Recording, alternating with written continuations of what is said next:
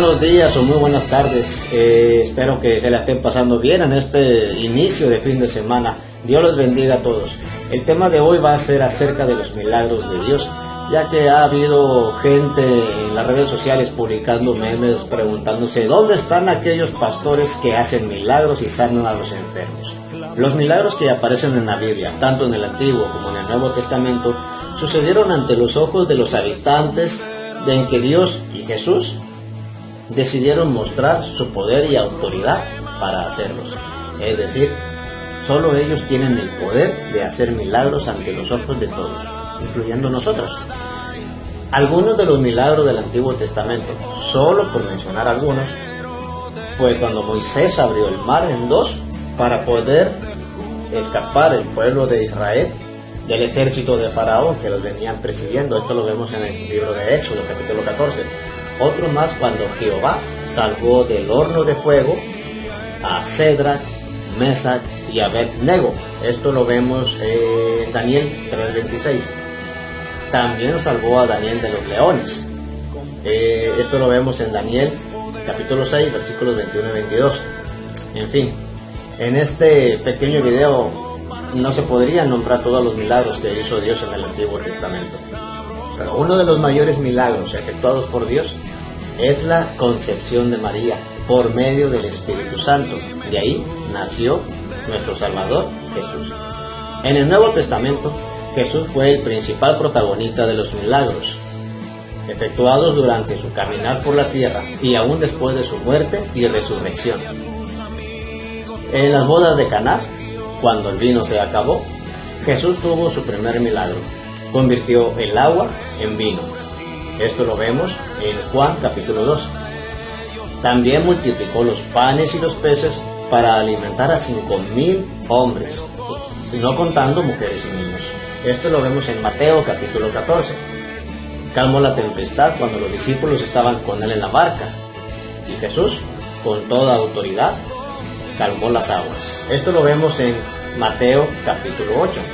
Y cómo no nombrar la resurrección de Lázaro en Juan capítulo 11. Sanó a muchos enfermos y libró del pecado y de espíritus inmundos a muchas personas, hombres y mujeres. Después de la ascensión de Jesús al cielo, les dio el poder del Espíritu Santo a los discípulos para que siguieran haciendo milagros en su nombre. Uno de estos acontecimientos sucedió con Pedro y Juan, cuando sanaron a un cojo que todos los días pedía limosna en las puertas del templo llamado La Hermosa. Esto lo vemos en Hechos capítulo 3. Otro más fue la resurrección de Tabita, una discípula que hacía muchas buenas obras y daba limosnas en Jope. Esto lo vemos en Hechos capítulo 9. Muchas señales y maravillas se hacían por mano de los apóstoles, y mucha gente de ciudades cercanas y lejanas les traían enfermos y atormentados de espíritus inmundos, y todos eran sanados. Hechos capítulo 5, versículos 12 al 16. En la actualidad, los milagros siguen sucediendo, no como en aquellos tiempos que era en ese mismo momento en que Jesús o los apóstoles los llevaban a cabo, sino que ahora todo ocurre conforme a la soberanía de Dios. Y todo esto tiene un propósito y un plan de Dios. No necesariamente se trata de levantar a un paralítico de una silla o de sanar a una persona de una enfermedad mortal, simplemente con orar. Claro que no, es necesario orar con fe, porque sin fe es imposible agradar a Dios.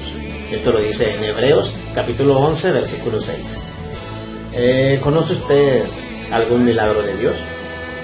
¿O sabe de alguien que haya sido sanado de alguna enfermedad mortal o que haya salvado su vida de alguna situación peligrosa? Veamos un ejemplo.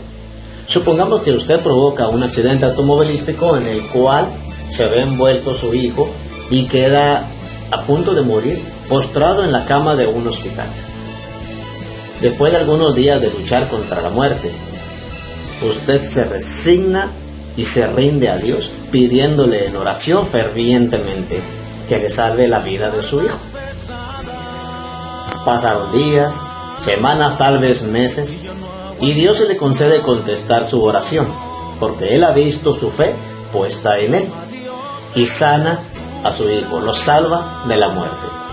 Esto, mis amigos, mis hermanos, es un milagro de Dios. Pero debemos entender que Dios ha actuado conforme a su soberanía. Es decir, si Dios no hubiera querido salvar a su hijo, simplemente no lo haría, no lo hubiera salvado. Y usted quedaría con el cargo de conciencia por la muerte de su hijo y terminaría renegando de Dios. Como les decía anteriormente, todo esto sucede por un propósito o un plan de Dios. ¿Quién le asegura que lo del accidente no era para que usted se rindiera a Dios?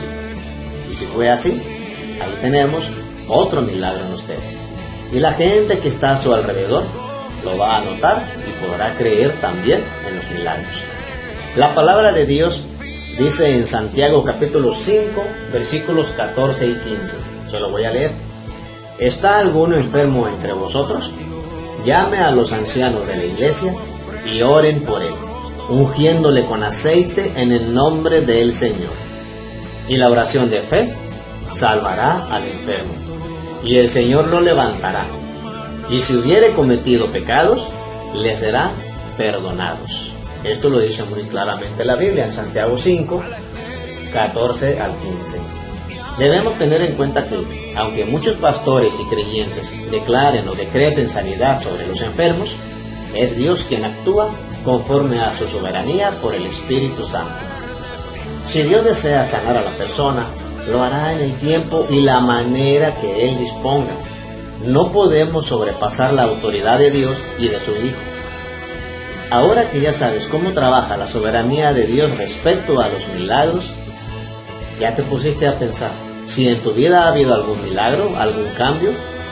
¿O qué tal en tu familia? ¿Ha habido algún cambio en ellos? Si es así, demos gracias a Dios. Mis hermanos, que Dios les bendiga. Espero les haya gustado este video. Compártanlo. Mi Facebook, Eduardo Ortegón Guayo. Que Dios me los bendiga.